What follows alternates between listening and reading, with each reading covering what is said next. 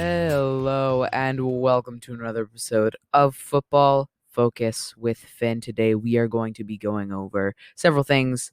Like last episode, we're going to be going over Eagles hiring of Nick Sirianni. We'll also be going to be going over the AFC and NFC championship games. I was wrong predicting both of them. um We'll go over kind of my bracket predictions that I was wrong, where I was right, some of those, and just what so far has happened in the football world. So first off, I'd like to react to um, news that what came out about a week ago. Nick Sirianni is now the new head coach of the Philadelphia Eagles. Previous Indianapolis offensive coordinator, and even though he was probably the last person on my list, well, I didn't even think he wasn't even on my list. I didn't even think, of him to be a contender. I thought the obvious with, Josh McDaniels, possibly Lincoln Riley, maybe Eric Bieniemy, Deuce Staley might get promoted, stuff like that. I thought, but I was wrong. So we have he's keeping Jeff Stoutland, the offensive line coach. Nick Sirianni is, and he hasn't been horrible. The only thing that's kind of sad is Deuce Staley did leave. He officially joined the Detroit Lions, but I mean, Nick Sirianni, he didn't call plays in Indianapolis, although he was an offensive coordinator. But he's under Frank Reich, who's very respected in this town. He might be good. He's going to be good for whoever's going to be quarterback, whether it's going to be Carson Wentz or Jalen Hurts. It's very, very clear. He says that he's very, very focused on the wide receiver position, which is obviously where we need to really, really pay attention to. And even though there was a lot of people that left, people like defensive coordinator Jim Schwartz or Doug Peterson, there's a lot of offensive and defensive personnel leave. Addition of Nick Sirianni, I think it's going to be good.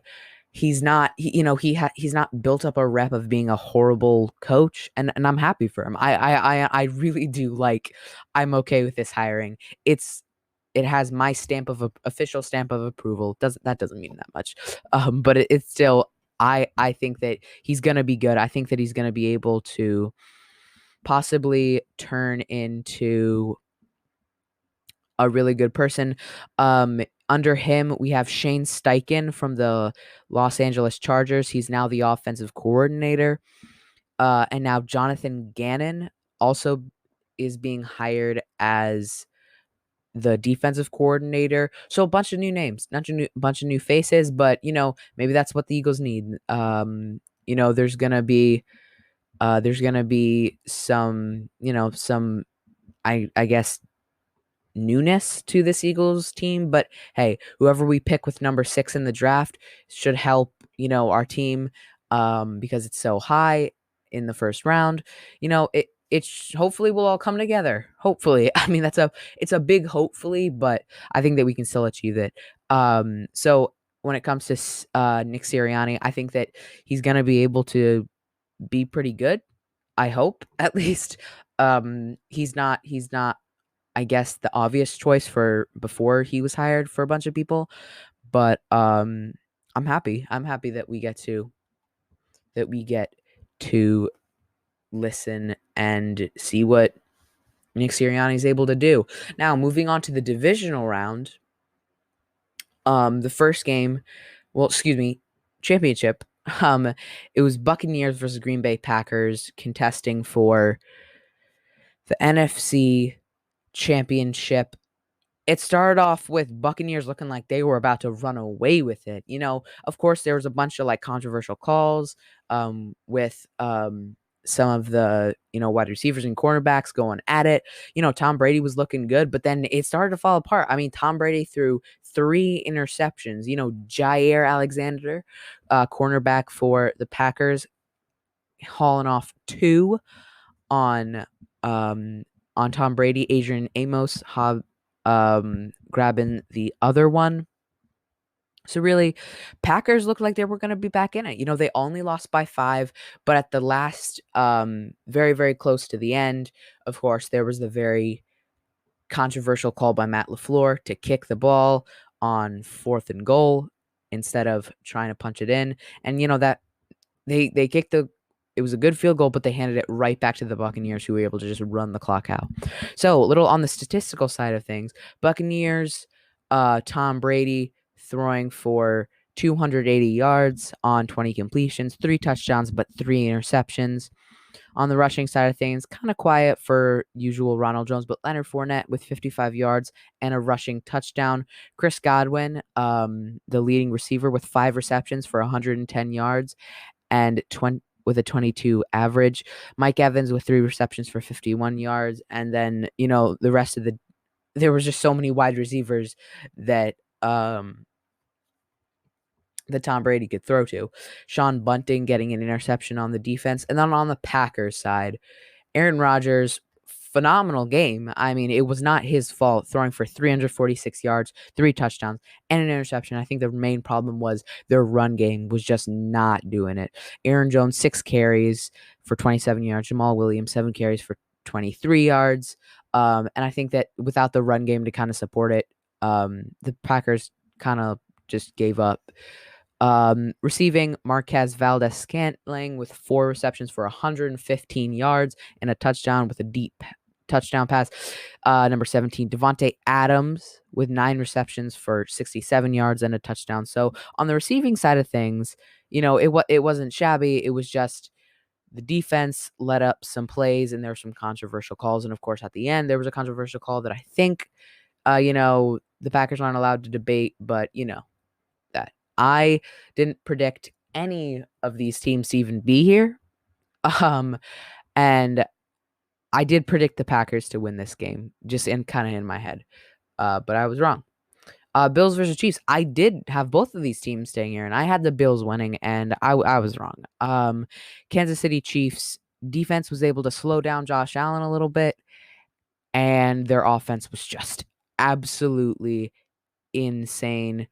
Here, I'm going to read you the stats. Patrick Mahomes had a normal game, 325 yards, 3 touchdowns. Darrell Williams, 13 rushes for 52 yards and a touchdown. But that's not where it is. It's Tyreek Hill and Travis Kelce. Tyreek Hill has 9 receptions for 172 yards. Travis Kelce with 13 receptions and 118 yards and 2 touchdowns. So Tyreek Hill and Travis Kelce together are an absolutely insane matchup. Like, this is just completely ridiculous how, if you watch this game, you just saw how Tyreek Hill and Travis Kelce just bullied this Bills secondary. Josh Allen, modest numbers, 287 yards, 2 touchdowns, and an interception, which wasn't really his fault. He was their leading rusher with 88 yards.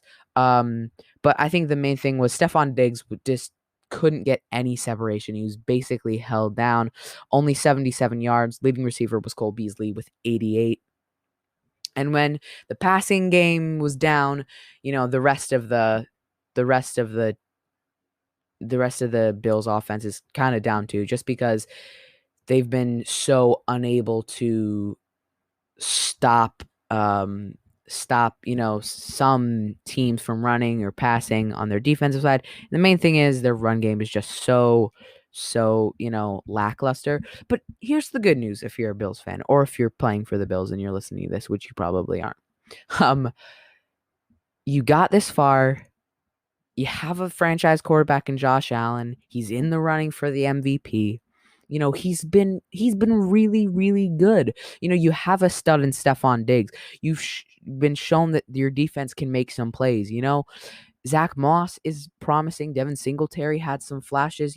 You have the wide receiver core. You have the quarterback. You have a good defense and a fantastic secondary. So this is a win for the Bills. They made it to the conference championship. They won the AFC East. They have a chance to make a run for it again next year, and a chance to make a run for the Super Bowl next year. So congrats to the Bills. I think that they played a hard fought game. Final score 38 Kansas City Chiefs, 24 Buffalo Bills. NFC side of things, it was the Packers, of course, losing to the Buccaneers. Buccaneers with a score of 31, Packers with a score of 26. So that means Super Bowl Chiefs versus Buccaneers, only Super Bowl to be in the hometown of one of the teams. Obviously, this game is in Tampa, which is probably gonna be pretty good for Tampa, but it's of all the years to have something like this, it's kind of funny that's the only year that not all the fans will be allowed in the stadium. But yeah, 6:30, February 7th, Kansas City Chiefs are playing the Tampa Bay Buccaneers. If you want my personal bet, I think that Kansas City Chiefs with Patrick Mahomes, Travis Kelce, and Tyreek Hill, they're just going to run all over us. And Bruce Arians even said, head coach of the Buccaneers, he said, I'm not excited to face Patrick Mahomes, Travis Kelce, and Tyreek Hill. Like, these are the people that have been so good. And if the Chiefs are able to hold Tom Brady, like they slow down Josh Allen, like I think the Chiefs are going to be able to win this. I think this is going to be an easy one for the Chiefs, but Buccaneers will make it interesting. It's going to be a good game. For my Super Bowl and playoff bracket, I had one game in the wild card. I predicted that the Bills would beat the Colts. I did predict that the Browns would beat the Steelers. So 2 on the AFC side. On the NFC side, I predicted that the LA Rams would beat the Green Bay Packers.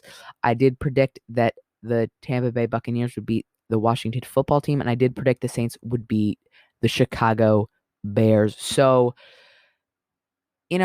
for the wild card, it was okay. I predicted the Chiefs to beat the Browns in the divisional round. I predict the Bills to win their divisional round game. So on the AFC side, pretty good. But of course, I didn't predict the Chiefs beating the Bills. And if for the NFC, I had the Packers losing to the Rams. Of course, they didn't lose to the Rams. Well, they did. Yeah, the Rams lost to the Packers. I had the Saints beating the Buccaneers, but of course the Buccaneers didn't beat the Saints. So, it wasn't a perfect bracket, but I predicted some games. I made some lofty predictions, but overall it was good. I'm really happy with, the way a lot of this season went. It was so fun. I want to personally thank everyone who's shown support to this podcast, even if, it's not the best listening experience out there. I do severely appreciate you guys listening to my ramblings and football analysis. Thank you so much for listening to this episode. Make sure to tune into future episodes. Make sure to check out YouTube and my podcast, whether device you're listening on or whether website you're listening on. New episodes come out often, every week or every 2 weeks. So make sure to listen to those. I'll see you all next time. Thank you for listening to Football Focus with Finn.